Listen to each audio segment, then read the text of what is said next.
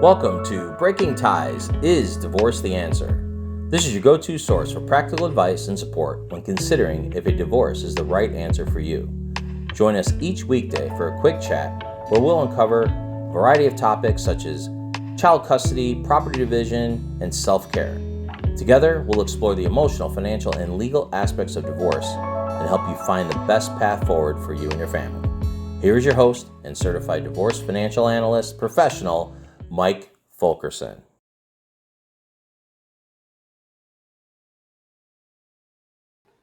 Hi, and welcome back to Breaking Ties, Is Divorce the Answer? I'm your host, Mike Fulkerson, financial advisor and certified divorce financial analyst professional. And today's topic is going to be a financial one, and that is, should you consider adding a financial advisor to your divorce team? And divorce, as we know, is a complex emotional journey, but let's face it, it's also a financial one. Dividing assets, determining spousal and child support, and planning for your future financial security can feel overwhelming at times. So, can a financial advisor help navigate these choppy waters? Well, let's dive in and take a look. Let's start with the role of a financial advisor in the divorce process. We all know that a good divorce attorney is essential, but a financial advisor brings a different kind of expertise to the table. They can help you understand your complete financial picture, and that includes things like marital assets and debts, whether it's your house or savings accounts, investments, retirement plans, even business ownership. A financial advisor can help value these assets accurately.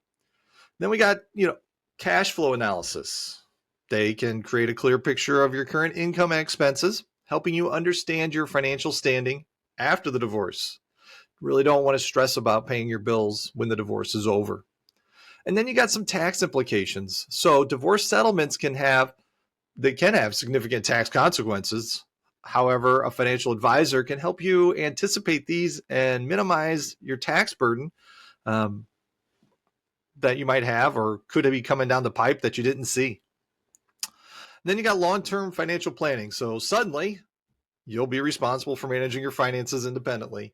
A financial advisor can help you develop a post-divorce budget and a roadmap for your financial future. So who can benefit? Well, while everyone can benefit from a financial advisor during a divorce, some situations call for it more than others. Like, for example, high net worth couples. If you have significant assets and complex investments, a financial advisor can ensure a fair and equitable division. Might have unequal earning power.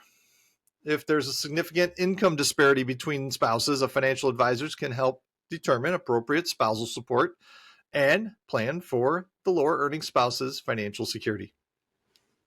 And you got some hidden assets in here. Suspect your spouse might be hiding things? Well, a financial advisor can potentially help you uncover them.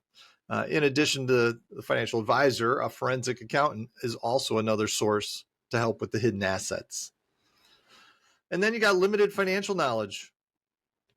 I mean, you could be feeling overwhelmed by financial decisions. A financial advisor can provide guidance and support for you along the way and educate you on what your choices are so that you can make smart choices for yourself. So finding the right advisor is key. You want to look for perhaps a certified divorce financial analyst, and they are financial advisors who specialize in divorce settlements. And they're going to have the necessary expertise and experience to really work with your specific situation. Now, when it comes down to costs, financial advisors typically charge hourly fees or flat rate for their services. And the cost is going to depend on the complexity of your case and the time that they invest. Bottom line, divorce is expensive, but considering the long-term financial implications, a financial advisor can be a very valuable part of your team. This decision really is yours. So weigh the pros and cons based on your situation, and you can make a good choice on whether or not a financial advisor is a good fit for you. I want to thank you for joining me on this episode of Breaking Ties, Is Divorce the Answer? Should you have any questions on today's topic, feel free to reach out to me or leave a comment. Divorce is not the end of your story. It is the start of your next great chapter. Have yourself a great day.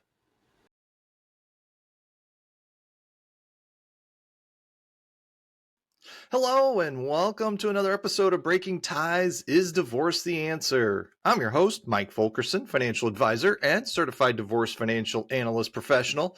And today we're going to dive into a topic that really weighs heavily on the minds many considering divorce with kids, and that is, how might their children be affected? Now, the decision to divorce is never easy. And when kids are involved, it really does become more complex. So while some couples believe a high conflict marriage is more damaging than a peaceful divorce, it's important to understand the potential impact on your children's well being.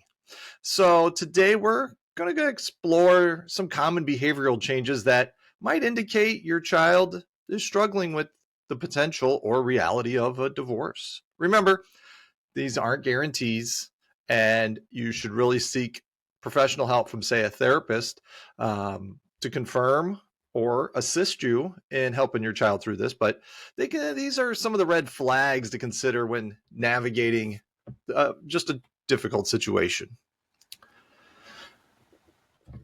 So we're going to start with some emotional shifts.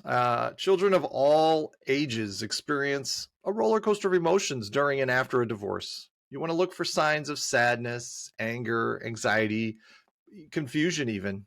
Younger children might express this through clinginess, regression in potty training, or sleep disturbances, while teenagers, on the other hand, might become withdrawn, act out in school, or show sudden mood swings.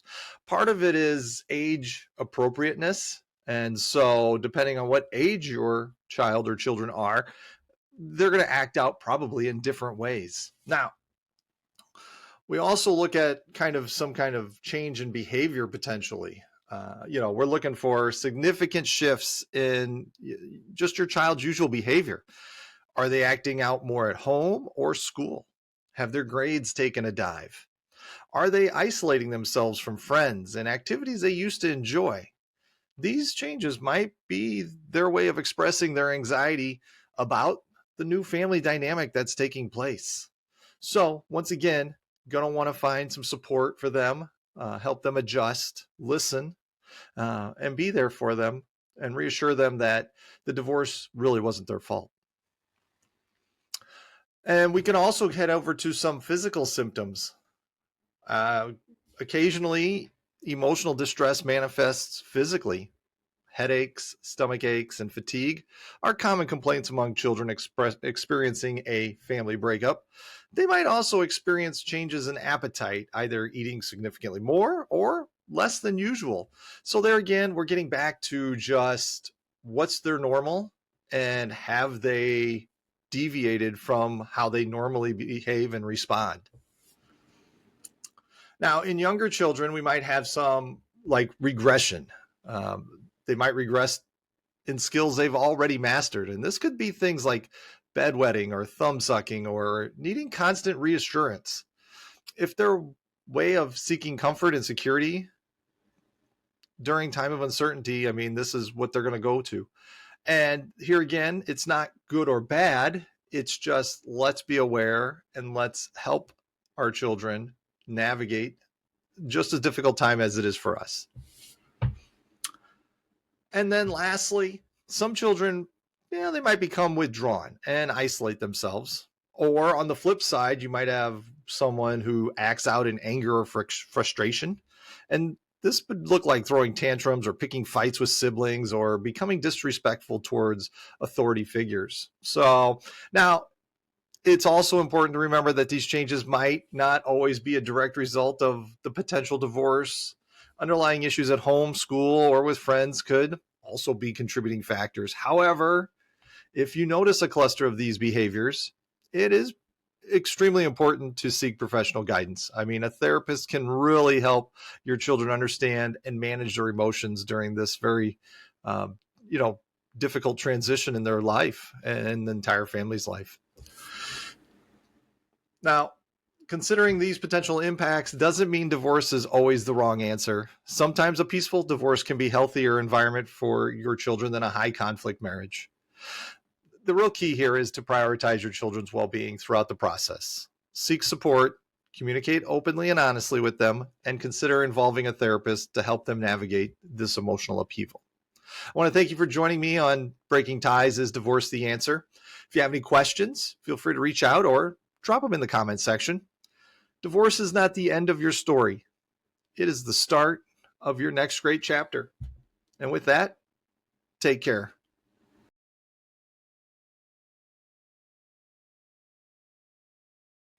Hi, and welcome back to another episode of Breaking Ties Is Divorce the Answer? I'm your host, Mike Fulkerson, financial advisor and certified divorce financial analyst professional. And today we are going to really get into a question central to most divorces, and that is, how will the property be divided? Now, dividing assets after years of marriage can be quite contentious, but understanding how the process works can ease some of that anxiety. So let's break down the different approaches to property division in the United States. Now, we're going to start with community property versus equitable distribution. Now, really, there are two main ways property is divided in divorce. The first being community property. In these states, and there's only 9 of them, all property acquired during the marriage is considered community property. This means it gets, split basically 50-50 between spouses, regardless of who earned it. Equitable distribution, on the other hand, the majority of states that follow this approach, really property is divided fairly, not necessarily equally. This means factors like length of marriage, each spouse's contribution to acquiring the assets, and their individual financial needs, and are all considered in the process of figuring out who gets what and how much. Now, marital assets and debts are subject to division. This is pretty commonly known. I mean, we're just going to divide up the household, if you will. And it's going to include things like the house, the vehicles, savings accounts, investment accounts, retirement accounts, and those are handled differently in some states. Business ownership, if acquired during the marriage, and debts like credit cards and mortgages and other loans. Basically, it's just anything that you have a liability or is an asset is going to get broken down in some capacity in the marriage settlement agreement. Now, there are a few things that don't get divided. We got some exceptions here. Property that's generally considered separate is excluded from the division, and this could include assets owned before the marriage, inheritances received by one spouse, gifts given specifically to one spouse. So keeping good financial records becomes crucial during a divorce. I mean, this includes bank statements, investment statements, mortgage documents, and receipts for major purchases. Clear documentation helps determine what's considered marital or separate. And ideally, spouses can reach an agreement on property division through negotiation. This can be facilitated by a mediator or a divorce attorney. However, if an agreement cannot be reached, the court will make the final decision based on state laws and the specific circumstances of your case. Remember, property division is just one aspect of the financial complexities of divorce. Consider consulting with a financial advisor to understand the full picture and protect your financial future. In addition to the financial advisor, a divorce attorney can also help you with the legal side of splitting up the assets and coming up with writing the settlement agreement. I want to thank you for joining us on this episode of Breaking Ties Is Divorce the Answer? Should you have any questions, feel free to put them in the comments or reach out to me directly. Divorce is not the end of your story. It is the start of your next great chapter. And with that, I hope you have a great day.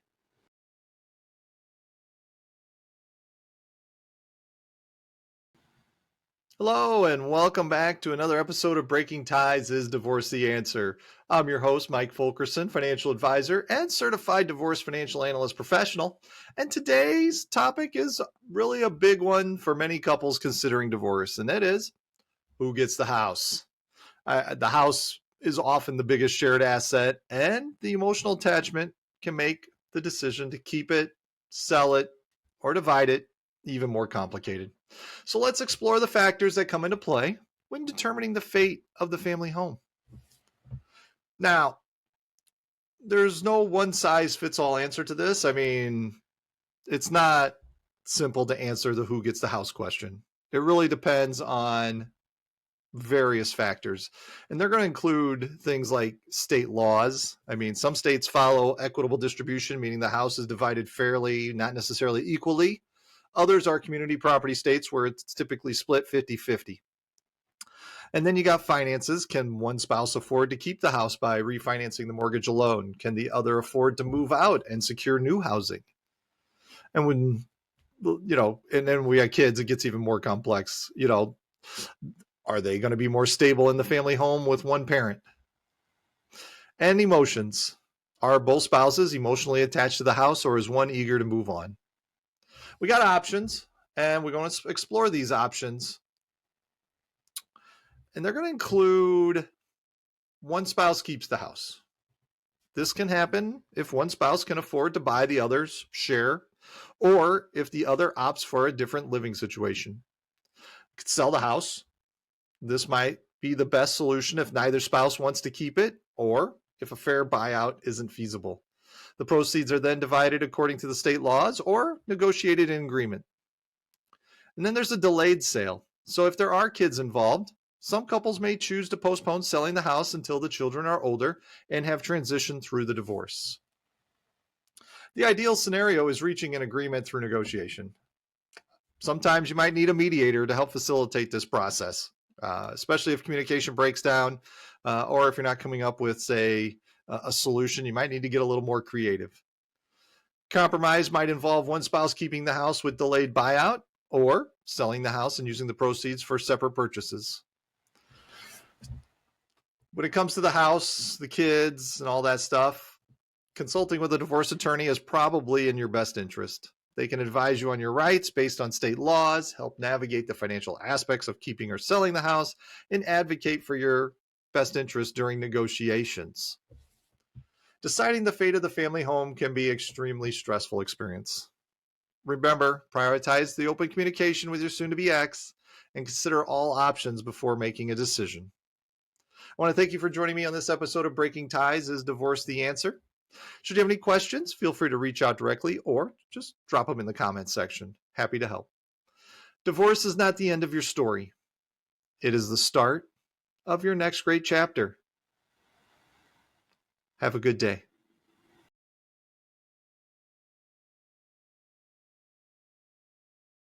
Good day and welcome back to Breaking Ties. Is Divorce the Answer? I'm your host, Mike Fulkerson, financial advisor and certified divorce financial analyst professional. And today we are tackling a financial concern on many minds, and that is who's going to pay the attorney fees in divorce? And we know divorce lawyers don't come cheap, and the costs can be a significant source of stress. So let's break down how the attorney fees are typically handled. The general rule is each pays their own. In most cases, each spouse is responsible for paying their own attorney fees and costs, along with the court costs in addition to those. Now, the person who hires the lawyer is the one who receives the bill. This is to ensure fair playing field and to prevent one spouse from using financial leverage to gain an advantage. We got some exceptions to the rule, though, and there might be some situations where one spouse might be ordered to pay some or all of the other spouse's legal fees. We're going to look at a disparity in income. If there's a significant difference in income between spouses, the judge might order the higher earning spouse to contribute to the lower earning spouse's legal fees. This ensures both have access to legal representation. You got hidden assets. If one spouse is suspected of hiding assets, the court might order them to cover the legal costs associated with uncovering those assets.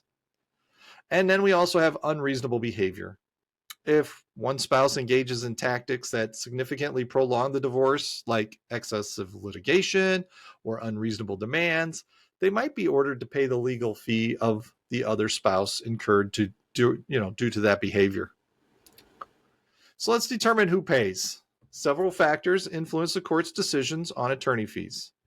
And that's going to be things that include, financial resources of each spouse, the complexity of the divorce case itself, the conduct of each spouse during the proceedings, and whether there's a prenuptial agreement outlining attorney fees already in place.